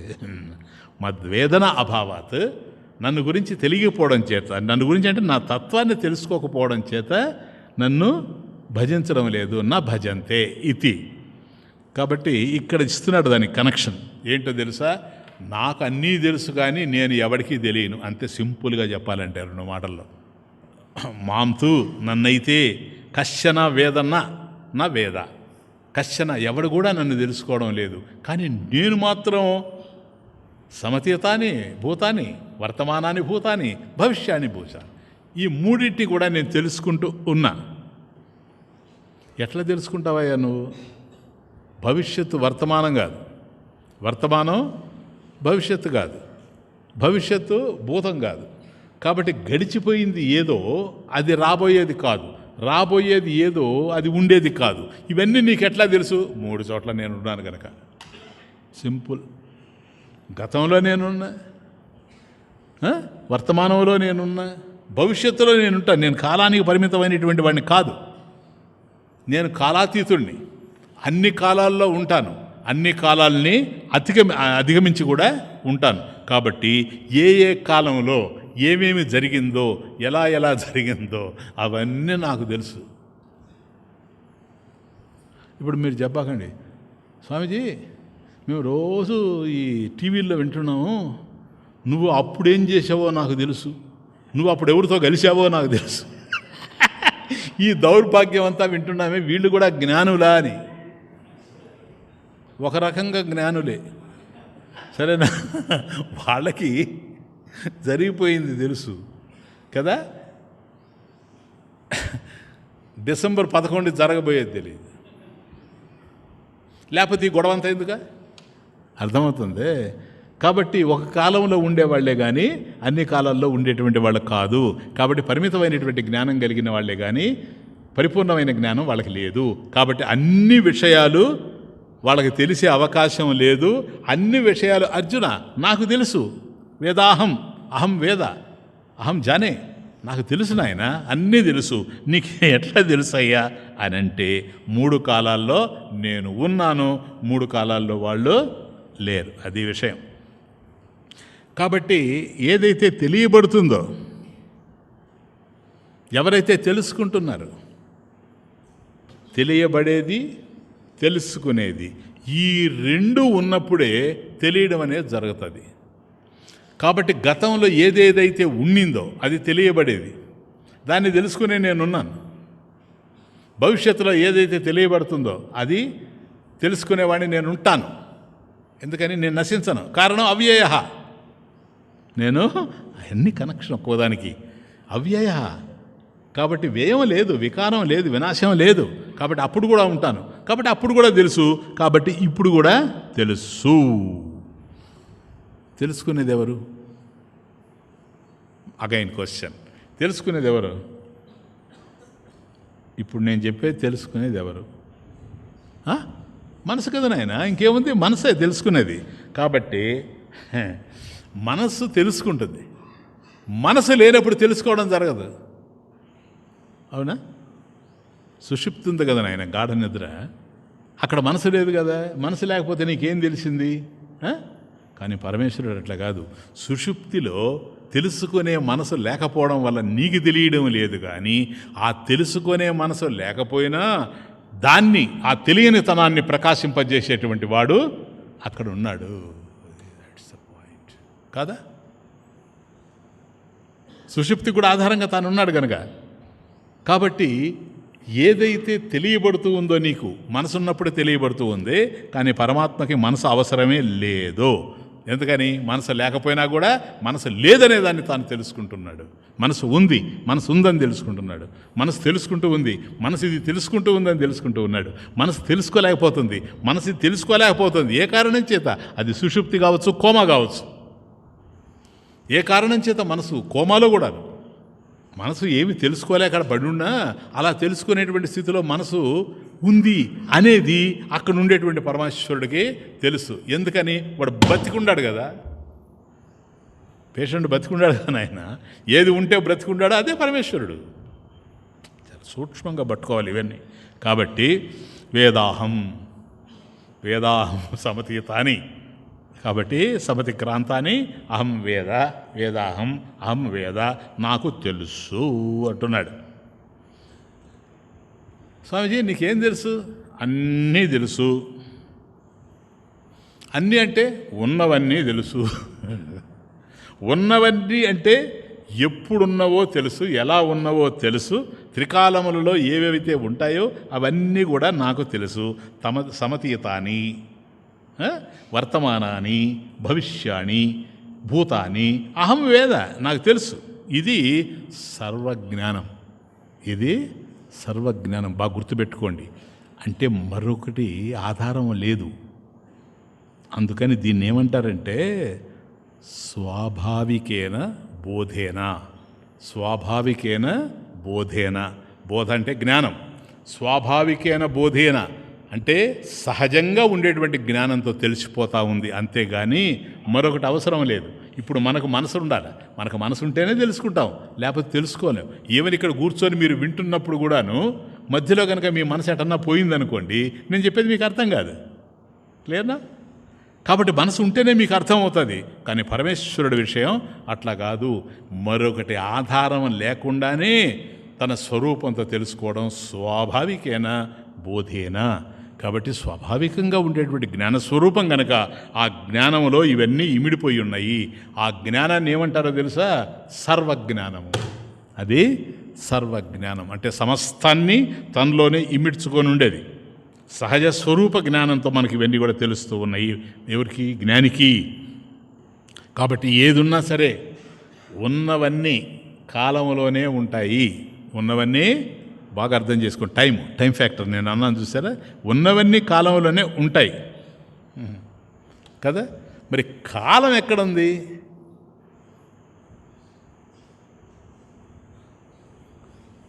సహజంగా కాలం ఉందా, లేక దేని మీద ఆధారపడి ఉందా? ఆధారపడి ఉంది కదా. ఇప్పుడు నువ్వు నిద్రపోయినప్పుడు కాలం నీకు తెలియడం లేదు. దేని మీదనో ఆధారపడి ఉంది. దేని మీద ఆధారపడి ఉంది? చైతన్యం మీద ఆధారపడి. చైతన్యం ఉంటేనే కాలం తెలిసేది. చైతన్యం లేదనుకోండి. అందుకని ఒక పదం ఉంది మన దగ్గర, పోయే కాలం. అర్థమైంది? ఇప్పుడు ఎప్పుడైతే చైతన్యం లేదో ఆ కాలం కూడా అది పోయేదే కానీ ఉండేది కాదు. చైతన్యం ఉంటేనే కాలం ఉంటుంది. అందుకని మనోళ్ళు ఏమొచ్చిందిరా వాడికంటే పోయే కాలం వచ్చింది. ఇది కారణం అదే. కాబట్టి కాలం ఉంది అంటే చైతన్యం ఉంది అని అర్థం. బాగా అర్థం చేసుకోండి ఆయన. కాలం ఉందంటే చైతన్యం ఉంది అని అర్థం. అంటే చైతన్యాన్ని ఆశ్రయించుకొని ఉంది కాలం కదా. కాలం చైతన్యాన్ని ఆశ్రయించుకొని ఉంది. చైతన్యం కాలాన్ని ఆశ్రయించుకొని ఉందే.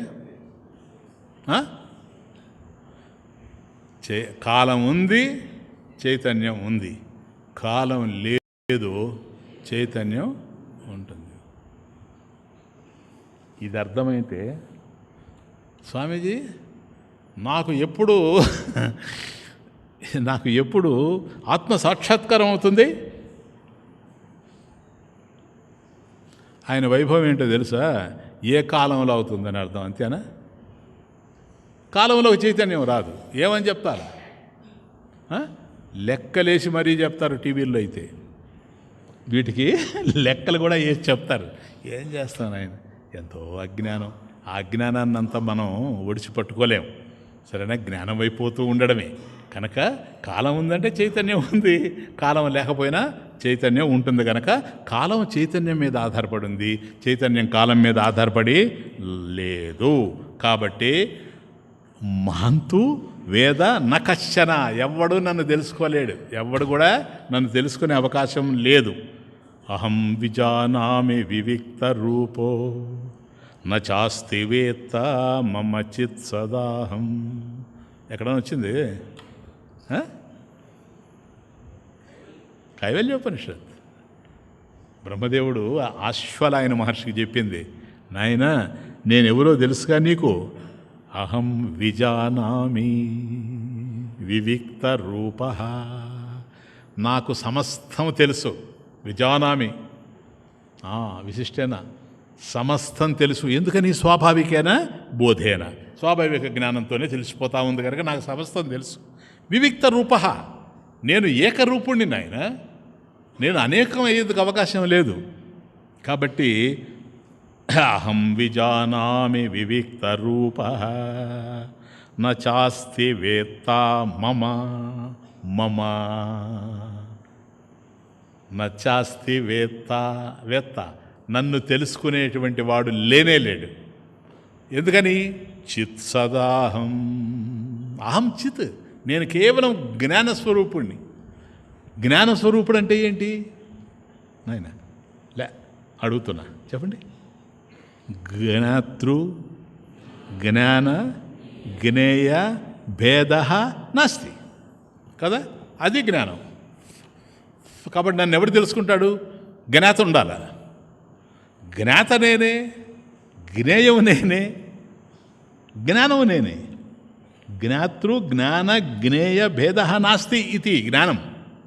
కాబట్టి అంతటా నేనే నిండిపోయి ఉన్నాను గనక కాలం కూడా నాలోనే ఉంది. అది అక్కడ కాలం. ఇప్పుడు ఎప్పుడైతే నాయన సమతీతాన్ని వర్తమానాన్ని భవిష్యాన్ని అన్నాడో, ఇది కాలం కదా. భూతకాలం, వర్తమాన కాలం, భవిష్యత్ కాలం, కాలం. కాబట్టి కాలం అన్నప్పుడు కాలా లీయతే అస్మిన్ ఇది కాలః, కాలా లీయతే అస్మిన్ ఇది కాలః. అన్నీ కూడా కాలంలోనే ఉన్నవన్నీ కూడా కాలంలోనే విలీనమైపోతాయి. ఎందుకని? కాలంలోనే అన్నీ ఉన్నాయి. ఈ ప్రపంచంలో, ఈ నానావిశిష్ట ప్రపంచంలో, దృశ్యమాన జగత్తులో ఏవైతే ఉన్నవో ఇవన్నీ కాలంలోనే మనకు తెలుస్తున్నాయి. అవునా? అశోకుడు ఉన్నాడండి, కాలంలో ఉన్నాడు. ఇప్పుడున్నారండి, కాలంలో ఉన్నారు. వీళ్ళు రేపు లేకపోవచ్చు. అన్ని కాలంలోనే ఉన్నాయి. ఇంతకీ కాలం ఏమిటి? నెక్స్ట్ క్వశ్చన్ చెప్పండి. కాలం ఏంటి? విచిత్రం. కాలం ఏమిటని కనుక ఆలోచించావా, కాలం లేకుండా పోద్ది. ఏది కాలం చెప్పండి? చెప్పలేము. గతం అన్నాడు అనుకోండి, ఇప్పుడు సమతీతాన్ని, గతం ఏదైతే ఉందో అది వర్తమానంలో ఉందే? లేదు. భవిష్యత్తు ఏదైతే ఉందో అది వర్తమానంలో ఉందే? వర్తమానం ఏదైతే ఉందో ఇది భవిష్యత్తులో ఉంటుందే? కాబట్టి ఏముంది అంటే గతం ఏదైతే ఉండిందో అది ఇప్పుడు వర్తమానంలో లేదు. నువ్వు ఆలోచించుకోవడం వేరే విషయం. ఆలోచనకు వచ్చేటప్పటికి నీకు ఒక రకంగా అర్థమవుద్ది గతం, నాకు ఒక రకంగా అర్థమవుద్ది. అందుకని చరిత్రలు మారిపోతూ ఉండే, ఒకరు రాసేదానికి మరొక రాసేదానికి సంబంధం లేకుండే. కాబట్టి భవిష్యత్ అంటావా, జస్ట్ నీ ఊహ. భవిష్యత్ అనేది రావచ్చు, రాకపోవచ్చు. కాబట్టి ఉండేదేంటి? వర్తమానం ఒక్కటే ఉంది. వర్తమానం ఒక్కటే ఉంది. ఎందుకంటే కాలాన్ని గురించి అన్నాను. కాలాన్ని గురించి నువ్వు కనుక ప్రశ్నించావంటే కాలం లేకుండా పోతుంది అని నేను అనడానికి కూడా కారణమే ఉంది. కాబట్టి ఇప్పుడు ఈ వర్తమానం మాత్రమే ఉంది. వర్తమానం ఎవరికి తెలుస్తూ ఉంది? దేనివల్ల తెలుస్తూ ఉంది? చైతన్యం వల్ల తెలుస్తుంది. లేకపోతే చైతన్యం లేకపోతే వర్తమానం కూడా లేదు నీకు. కాబట్టి జరిగింది ఏదో అది ఇప్పుడు నీకు తెలుస్తూ ఉండొచ్చు. రామ రామ జయ రాజారాం, రామ రామ జయ సీతారాం.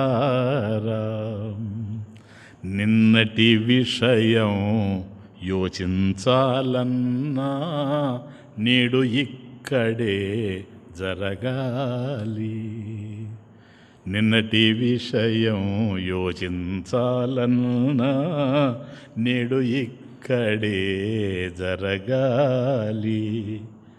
రేపటి మాట చర్చించాలన్నా, చూసారా, డిసెంబర్ 11 గురించి ఆలోచించాలంటే కూడా రేపటి మాట చర్చించాలన్నా ఇప్పుడే ఇక్కడే జరగాలి. అంతేనా? లేదు రేపటికి పోయావు అనుకో, నువ్వు రేపటికి పోతే అది వర్తమానం అయిపోద్ది. అదొక మ్యాజిక్. అది రేపటికి పోయినావు అనుకో అది వర్తమానం అవుతుంది, కానీ నీకు భవిష్యత్తు రానే రాదు. అందుకని మన వాళ్ళు రేపుకు రూపు లేదు, తమాషా చూడు, వాళ్ళకి తెలిసి ఎన్ని తెలుసు వాళ్ళకి, ముసలోళ్ళకి. రేపటికి రూపు లేదురా అంటే ఎందుకని? రేపు అనేది రానే రాదు. అందువల్ల పూర్వపు రోజుల్లో హోటల్స్ దగ్గర అక్కడ అప్పు రేపు అని రాసేవాడు.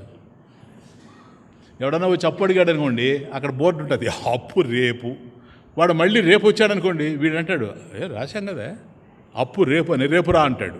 కాబట్టి రేపుకి రూపే లేదు. ఇప్పుడు మీకు అర్థమైందే. కాబట్టి రేపటి విషయం చర్చించాలన్నా ఇప్పుడే ఇక్కడే జరగాలి. గతము రాదు భావి తెలియదు, గతము రాదు, ఎందుకంటే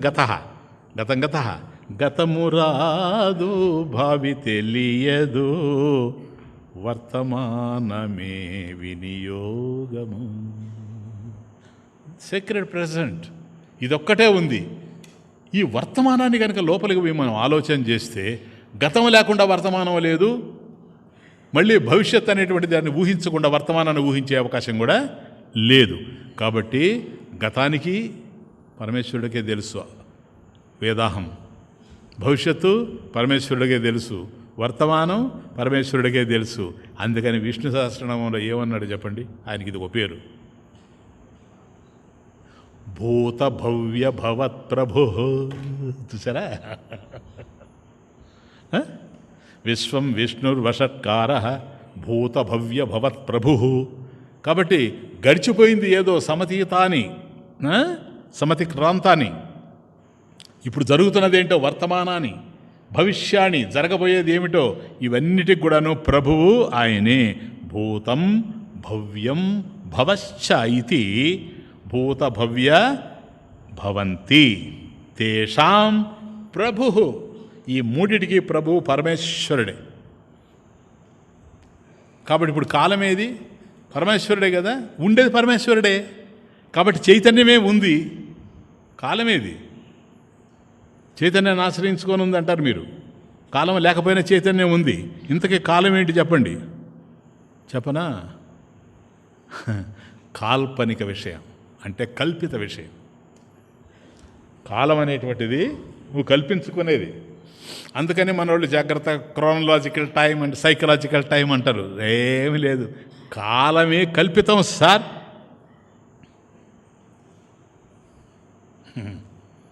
ఏంటి స్వామీజీ కాలం కల్పితం అంటే ఎట్లా? చెప్తాను చూడండి. ఒక ఇంటికి వస్తాడు, ఏం సార్ బాగుండరా? బాగుండు. ఏది మీ ఆవిడ కనపడడం లేదే అని అన్నాడు అనుకోండి. సరళా సరళా వస్తుంది ఆవిడ. ఈ లోపల ఆవిడ వచ్చే లోపల ఒక మాట అంటాడు, వంట చేస్తుంది. వంట చేస్తూ ఉంది. వచ్చింది అనుకోండి ఆవిడ. ఏమా బాగున్నావా? అదే బాగున్నాను అన్నయ్య. ఓకే, అప్పుడు ఎంత తెలుసా టైము? 10 o'clock. ఆవిడ వచ్చి చెప్పింది అప్పుడు 10 o'clock. వీళ్ళిద్దరు మాట్లాడుతూనే ఎట్లా లేదా ఎక్కడికన్నా వెళ్ళొచ్చారనుకోండి. అప్పుడు మళ్ళీ అడిగాడు అనుకోండి, ఏం చేస్తుందండి మీ ఆవిడ? వంట చేస్తాం. వంట చేస్తూ ఉన్నది అనేది వర్తమానము, ప్రజెంట్ టెన్స్. అవునా?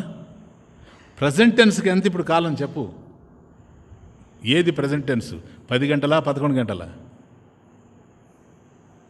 10 గంటల 11 గంటలు అయినా తెలియదు, నాకు తెలియదు, అడుగుతున్నా. 10 గంటలకి వర్తమానమే, 11 గంటలకి వర్తమానమే. ఎట్లా అవుద్ది? 11 గంటలు కనుక వర్తమానం అయితే 10 గంటలకి భూతకాలం అయిపోద్ది. అది 10 గంటలు కనుక వర్తమానం అయ్యేటట్లయితే 11 గంటలు అనేది భవిష్యత్తు అవుతుంది. ఇంతకు అదే ఇదే. ఎక్కడి నుంచి వచ్చాడనుకోండి? అమెరికా నుంచి. ఏమండి మీ అల్లుడు నేను లాస్ట్ టైం వచ్చినప్పుడు టెక్స్టైల్ బిజినెస్ చేస్తున్నాడు. ఇప్పుడు కూడా అదే చేస్తున్నాడు. అంటే 30 సంవత్సరాల క్రితం వర్తమానం ఆయన వ్యాపారం చేస్తూ ఉన్నాడు. వర్తమానం వ్యాపారం చేశాడు, వ్యాపారం చేయబోతాడు కాదు, వర్తమానం చేస్తున్నాడు. 30 సంవత్సరాల క్రితం ఆయన వ్యాపారం చేస్తున్నాడు. ఈరోజు వస్తే మళ్ళీ 30 సంవత్సరాల తర్వాత వ్యాపారం చేస్తున్నాడు. వర్తమానం ఎంత? 30 సంవత్సరాలు. అవునా? క్షణక్షణానికి మారిపోతుంది కదా సార్. అందువల్ల ఇది ఒక విచిత్రమైంది సార్. ఎందుకని అట్లా 10 గంటలకి వర్తమానం, 11 గంటలకి వర్తమానం, 30 సంవత్సరాల క్రితం వర్తమానం, ఇప్పుడు వర్తమానం అంటే వర్తమానం కూడా డైలమాలో పడిపోతూ ఉంది. బాగా అర్థం చేసుకోండి. కాబట్టి ప్రభవ, ప్రళయ, స్థానం, నిదానం, బీజం, అవ్యయం, గతిర్భర్త ప్రభు సాక్షి నివాస శరణం సురత్ అర్జున. కాబట్టి ఈ పుట్టుక ఎందుకో తెలుసా? ప్రతి క్షణం పుట్టుకే నాయన, ప్రతి క్షణం మరణమే. అది కదా తమాషా. అందువల్ల కాల కలయతామహం విన్నది ఎక్కడన్నా? ఇది విభూతి యోగం. అంటే లెక్కెట్టేటువంటి వాటిలో నేను కాలం అన్నాడు. అది తమాషా. లెక్కెట్టేటువంటి వాటిలో కలయతామహం, కలయతాం అహం కాలహ, నేను కాలము అంటే గణనం. కలయతాం అంటే గణనం కుర్వతాం. కాబట్టి లెక్కించేటివి ఏవైతే ఉన్నాయో వాటిల్లో నేను కాలం. ఇది తమాషా. అంటే ఆ కాలంలాగా లెక్కించేది ఏది లేదు. ఏది చెప్పండి? 5 క్షణాలు ఇది లెక్కించడం, 10 నిమిషాలు ఇది లెక్కించడం, 3 గంటలు అది లెక్కించడం, 5 రోజులు అది లెక్కించడం, వారం లెక్కించడం, పక్షం లెక్కించడం, మాసం లెక్కించడం, త్రిమాసం లెక్కించడం, షణ్మాసం లెక్కించడం, సంవత్సరం లెక్కించడం. ఏంది ఇందులో లెక్క? ఎక్కడది? నాకేం అర్థం కావడం లేదు. ఇదంతా లెక్కించడమే కదా. తర్వాత దశాబ్దం, తర్వాత శతాబ్దం పోతా ఉంది, ఎక్కడ ఆగడం లేదు. ఇలా పోయి సమస్తాన్ని కాలం లెక్కించుకుంటూ పోతూ ఉంది. విశ్వాన్నంతా మింగుతూ పోతూ ఉంది కాలం. అందుకని కాలహ జగద్భక్షక. కానీ నేనెవరో తెలుసా? కాలశాపి భక్షక అహమేవ. ఆ కాలాన్ని కూడా మింగేసేటువంటి వాడిని నేను. ఎందుకని? కాలం లేనప్పుడు కూడాను నేను ఉన్నా. ఇప్పుడు కాలం ఏది? నిమిషమా, గంట, షణ్మాసమా? చెప్పండి. దశాబ్దమా, శతాబ్దమా? ఏది కాలం? ఏది కాలం కాదు. కాలం దొల్లుతూ ఉంది. కాబట్టి నీవు 5 నిమిషాలు అనేటప్పటికే 4 నిమిషాలు చచ్చిపోయింది సార్. 5 minutes నేను లెక్కిస్తాను అని కనుక నువ్వు అనుకుంటే 1, 2, 3, 4 ఈ పోతేనే 5th minute నీకు వస్తుంది. అది గతమైపోతుంది. నువ్వు 4వ నిమిషం లెక్కెట్టేటప్పుడు కూడా 5వ నిమిషం నీకు భవిష్యత్తు అవుతుంది. ఇదంతా కలిసి వర్తమానం అని నువ్వు అంటావు. ఏది వర్తమానం? ఏది చెప్పనా? వీటిని గుణించేటువంటి శక్తి నీలో ఏదైతే ఉందో ఆ చైతన్యమే వర్తమానంగా ఉంది. ఇదే కాలంగా తెలుస్తూ ఉంది. అందుకని చాలా క్లియర్గా చెప్పాడు. కాలోస్మి లోకక్షయకృత్ ప్రవృద్ధ. హే అర్జున, లోకక్షయకృత్, ఈ లోకాన్ని క్షయింపజేసేటువంటి కాలహ అహమస్మి. ఎందుకని కాలంలోనే సమస్తం కూడా నశించిపోతూ ఉన్నాయి. కాబట్టి కాలం కూడా నేనే. కాలోస్మి అహం కాలహ అస్మి. చూచారా? కాలోస్మి, నేను కాలం అంటే దాని అర్థం ఏంటి? కాలం నేనే, కానీ బ్యూటీ. ఎందుకని? కాలం నా మీద ఆధారపడింది కనుక నేను కాలం అయ్యేందుకు అవకాశమే లేదు లేదు లేదు. కాలోస్మి లోకక్షయకృత. ఈ ప్రపంచాన్నంతా నశింపజేసేటువంటి కాలం ఏదైతే ఉందో అది నేను. కాబట్టి నేను కాలం. లోకక్షయకృత. కాలరూపంలో నేనున్నప్పుడు నా వ్యవహారం ఏంటి తెలుసా? సంహారం. ప్రభవ ప్రళయ స్థానం. ప్రళయ సంహారం. కాబట్టి కాలం సమస్తాన్ని నశింపజేసుకుంటూ పోతూ ఉంది. కాబట్టి సంహారం ఏదైనా సరే ఎక్కడ జరుగుతూ ఉంది? కాలంలోనే జరుగుతూ ఉంది. ఒకటి నశించిపోతూ ఉంది, ఒకటి పుట్టుకొస్తూ ఉంది. మన దేహంలోనే ఎంతో అమూల్య ఉంది. సూక్ష్మజీవులు ఎన్నో ఉన్నాయి. ప్రతి క్షణం చస్తూ ఉన్నాయి, ప్రతి క్షణం పుడుతూ ఉన్నాయి. ఇక్కడే జరుగుతూ ఉంది పుట్టుక, ఇక్కడే జరుగుతూ ఉంది స్థానం ఉండడం, ఇక్కడే జరుగుతూ ఉంది విలీనం కూడాను. సమస్తం నడిచిపోతూ ఉంది. కాబట్టి ప్రతి క్షణం చస్తూ ఉంది ప్రపంచంలో ఏదో ఒకటి. కాబట్టి దేనిని వినాశం అని చెప్తావు నువ్వు? ప్రతి క్షణం పుడుతూ ఉంది. ఏది పుడుతూ ఉందని చెప్తావు? కాబట్టి కాలం అనేటువంటిది విచిత్రమైనటువంటిది. కానీ ఆ కాలరూపుడుగా పరమేశ్వరుడే ఉన్నాడు. ప్రపంచం ఉంది. అది ఫస్ట్ పాయింట్. ప్రపంచం ఉంది. ఎక్కడుంది చెప్పనా? కాలంలో ఉంది. ప్రపంచం కాలంలో ఉంది. అందుకని నీ వయసు ఎంత అంటే చెప్తాడు కదా, కాలంలోనే చెప్తాడు తాను ఎంతకాలంగా ఉన్నాడని.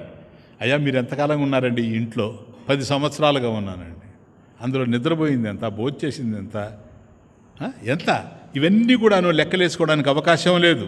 కాబట్టి కాలంలో తెలుస్తూ ఉండేటువంటివి కాలంలో కదులుతూ కాలంలో కనుమరుగైపోతాం.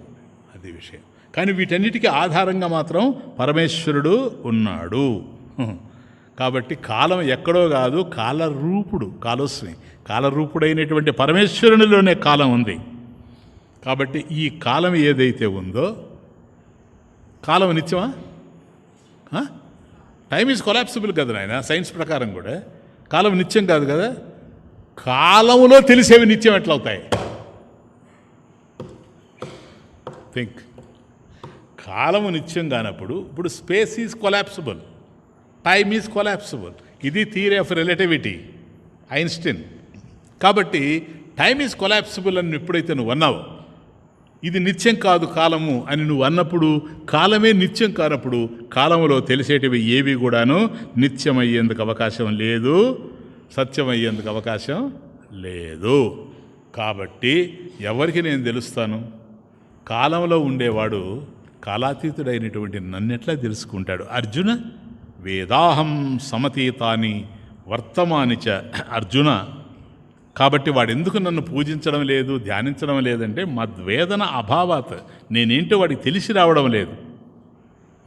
మద్వేదన అభావాత్ ఏవా మాం నభజంతే, వాడు నన్ను ఆరాధించలేకపోతున్నాడు. అది కారణం. కాబట్టి సమతీతాన్ని అహం వేద, సమతీతాని భూతాని అహం వేద, వర్తమానాని భూతాని అహం వేద, భవిష్యాని చ భూతాని అహం వేద. మాంతు నన్నైతే వేద న కశ్చన, కశ్చన ఎవడు కూడాను నా వేద, నన్ను తెలుసుకోలేకపోతూ ఉన్నాడు. ఎందుకని? వాడు దేంతో అయితే తెలుసుకోవాలనుకుంటున్నాడో మనసుతో, ఆ మనసుకి ఆధారమైనటువంటి వాడిని నేను ఉండడం వల్ల మనసు పనిచేస్తూ ఉంది. చైతన్య జ్యోతిష అవభాసితస్య మనసః మనన సామర్థ్యం. అది కాబట్టి ఈ మోహంలో కూరుకుపోయిన వాడు నన్ను ఎప్పుడు తెలుసుకోలేడు అర్జున. అది కూడా చెప్పేస్తాను విను. ఇచ్ఛాద్వేష సముత్థేన ద్వంద్వమోహేన భారత సర్వభూతాని సమ్మోహం సర్గే యాంతి పరంతప. నెక్స్ట్ వీక్ అంటే ఇంక 4 శ్లోకాలు ఉన్నాయి. 4 శ్లోకాల్లో చివరి శ్లోకం బీజశ్లోకం. బీజశ్లోకం అంటే ఒక చెట్టు రావాలంటే బీజం ఎట్లా ఉండాలి? బీజం ఉంటేనే చెట్టు వస్తుంది. ఆ బీజం తర్వాత వృక్షంగా, బీజం చిన్నది, వృక్షం పెద్దది. చివరిలో వచ్చేటువంటి 4వ శ్లోకం, అందులో ఆది భూతం, ఆది దైవం, ఆది యజ్ఞం, అధియజ్ఞం, అధిభూతం, అధిదైవం అట్లా అనుకోండి. అవి ఏమిటో అవి చెప్తాడు. ఇవి అది అర్జునుడు 8వ అధ్యాయంలో క్వశ్చన్ చేస్తాడు, దానికి ఆన్సర్ చేస్తాడు. కాబట్టి ఇక్కడ బీజం పడుతుంది, అక్కడ వృక్షం. ఆ తర్వాత 3 శ్లోకాలే ఉన్నాయి. నెక్స్ట్ వీక్ మనం ఆ 3 శ్లోకాలని చూస్తాము. ఓం పూర్ణమదః పూర్ణమిదం పూర్ణాత్ పూర్ణముదచ్యతే పూర్ణస్య పూర్ణమాదాయ పూర్ణమేవావశిష్యతే. ఓం శాంతి శాంతి శాంతి.